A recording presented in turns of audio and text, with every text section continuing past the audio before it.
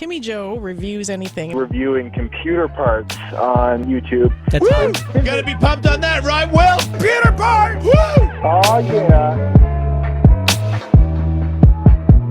Woo! What's up, people? My name's Timmy Joe, making videos about these computers, these things on the internet. And we're going down memory lane today. PC Mark 2001 style. What's it doing? Ooh, we're playing a little bit of Tonka trucks or something. I don't know. Remember running this on quite similar systems back in the day. This is a Dell Dimension 8300. Probably the Dell you think of. Probably the Dell you saw most. These were extremely popular business and education. Really anybody and everybody was buying these things at the time. My college had these state-of-the-art back in 2002-3, around the launch of these.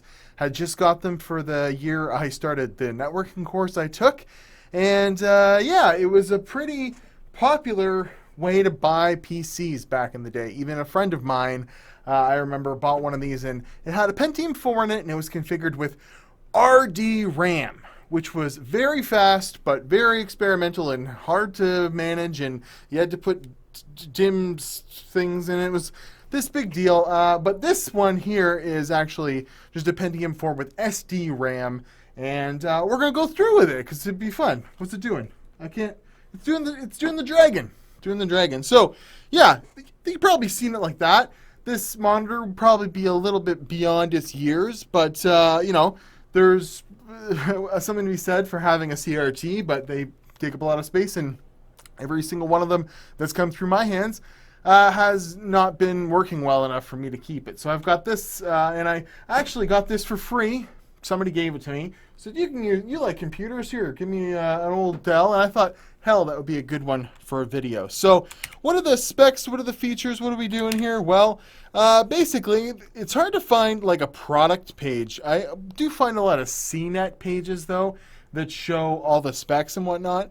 And what's interesting about this is an Intel Pentium 4 at 2.8 gigahertz with an 800 megahertz front side bus, which is odd because when I look up this specific processor, it seems like the lion's gate of them have 533 megahertz frontside buses. So yeah, came with originally 1 gig of SD RAM. There is dual channel, although it came with 1 stick, so you wouldn't take advantage of it. But this PC actually just threw another gig of RAM in it because I had it sitting around, and it worked out. SD RAM 400 megahertz. What's it doing?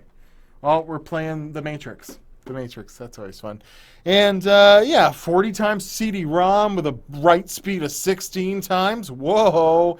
And for a graphics card, well, it came with a GeForce FX 5200. No one likes these things. So I see down here it's, this is actually a wiki that details all of them, all of the dimensions. And we have 2003 and DDR, AGP, yeah. This all lines up with it could have had a Celeron in it, or a Pentium 4, or a Celeron D, and it's got a very 2003 launch date. Makes sense. And if you look before and after, this model was out for a few years and had several different variations. But before it, they look like this, which is like this, you know, not so cool beige, like what you think of when you think of a 90s computer. And I remember seeing Pentium 3 with you know, this style in it, and friends having them. And then this came along, and then afterwards they would have looked like this.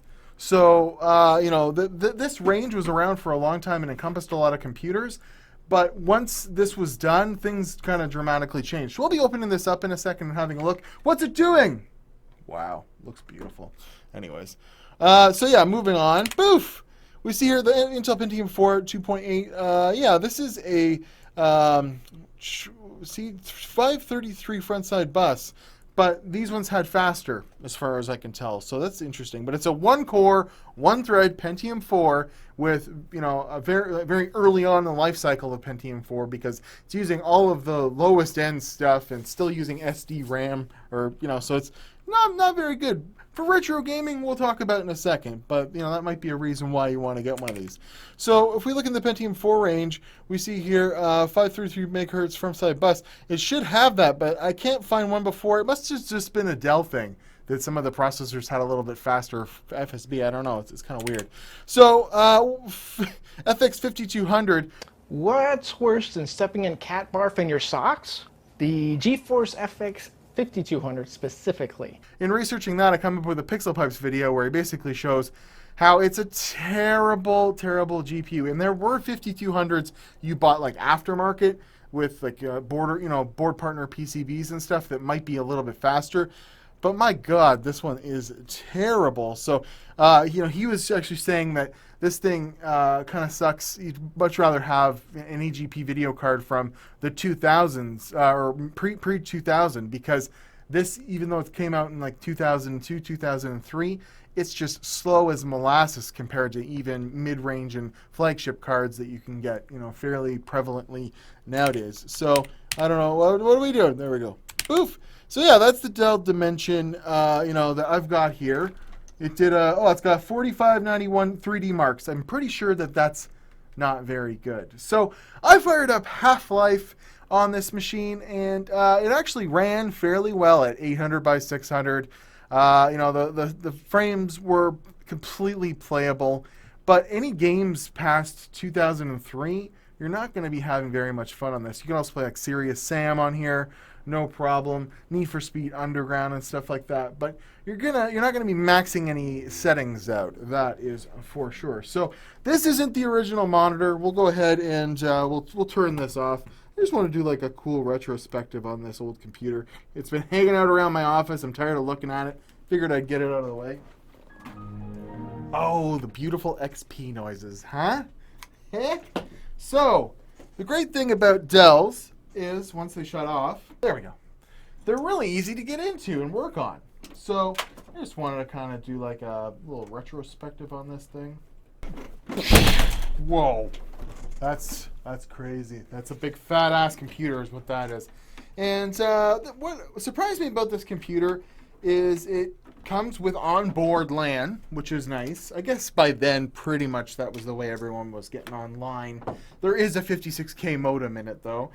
But if we look up here, we see it actually has a DVI output. So it has a digital monitor output, which is really nice. And then, of course, it has S-Video that will probably link off to a composite cable if you wanted to plug it into a TV that way. That's definitely what I was doing back in the day, as well as a VGA. As for other ports, there's a serial port on it. There's, onboard audio, a lot of stuff built in. 6 USB ports, which is really, really nice. But we'll go ahead and open this up. And it's just a matter of pressing 2 tabs. Oh, we're the wrong way. Oh, man, they're heavy, even though they're all plastic. You press this and this, and you lift. Oh, dusty in there, isn't it? Oh, there we go, and it opens up all the way. So we've got some nice SD RAM here, and I believe, so we got quad sockets, so you could put up to 4 gigs of RAM in this, which is interesting for the time. There's actually an onboard SATA headers as well, even though the original hard drive, which is 80 gigabytes, I think they could have come up to 120, removing my mats all around here, 120 gigabyte, 7200 RPM hard drive, actually, IDE. So there's some faster. I actually noticed that this PC, for being a Windows XP machine, boots pretty quickly. And it gets, but it had this toolless design, I should say. Here's a big fat heat sink. It's actually pretty warm still. And it cupped this fan over here, if you can see. We'll lift it, there we go. And that's how we would have got air over that CPU. So if it's pulling air from inside the case, blowing it out. So it's pulling it through the heat sinks. So what do we have here? Well, the modem's got stuff plugged in. There we go. They're actually toolless design here as well. So if you want to take out the AGP card, this beautiful FX 5200. Oh, you got to pull this little tab here. Man, this thing is just super, super dusty. But that would be the beautiful 128 megabyte graphics card that came with it.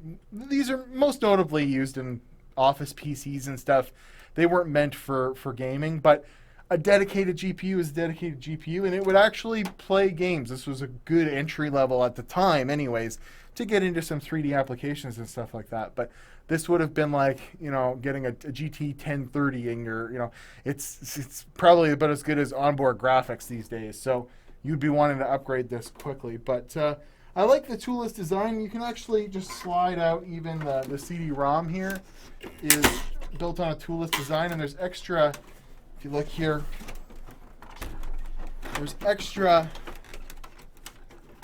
drive sleds built into the case. So even now, I could still add a secondary CD-ROM if I wanted to or whatever.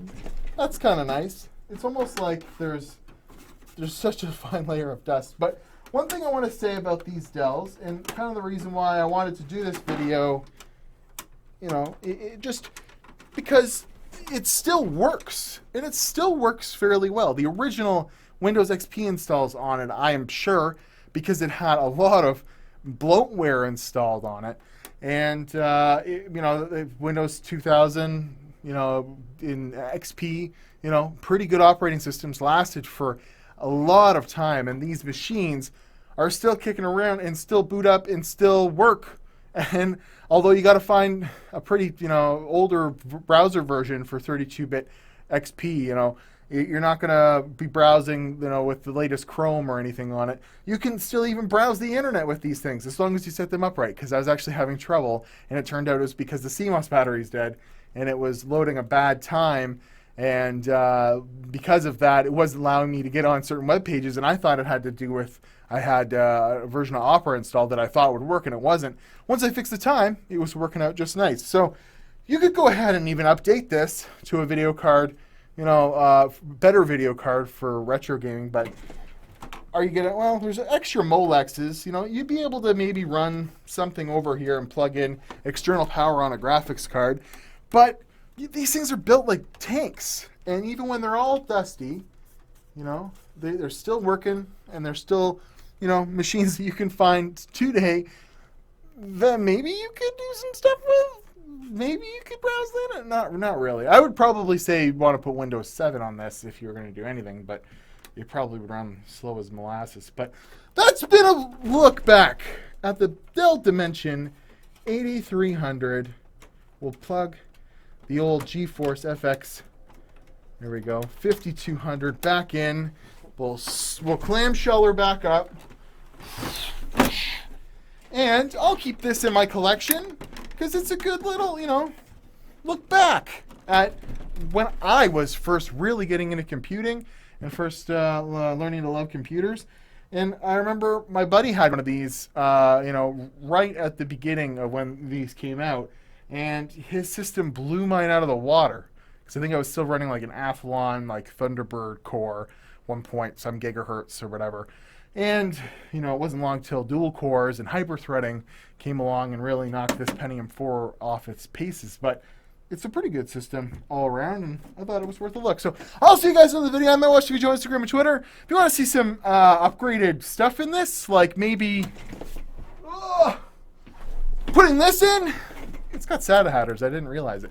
You can put this in. It's a SD to IDE controller that will allow me to boot off of an SD card. I want to see how much faster that is, so I'll definitely be using this. But should I do it in this Dell? I don't know. You want to see me upgrade the video card in or actually run real benchmarks with it? We could do that too. But this has been a look back at the Dell Dimension 8300. And it's probably the computer you saw the most growing up if you grew up in the 2000s, you know, because it was everywhere. Hospitals, offices, education centers, maybe even your friend had one. But I'll see you guys in another video. If you want to support me on Patreon, there's also the Timmy Joe shirts, which they're out now too. And it's a fun time. But I'm at Watch Timmy Joe, Instagram and Twitter. And links as always in the description below for Patreon and whatnot. But I'm going to have a nice day.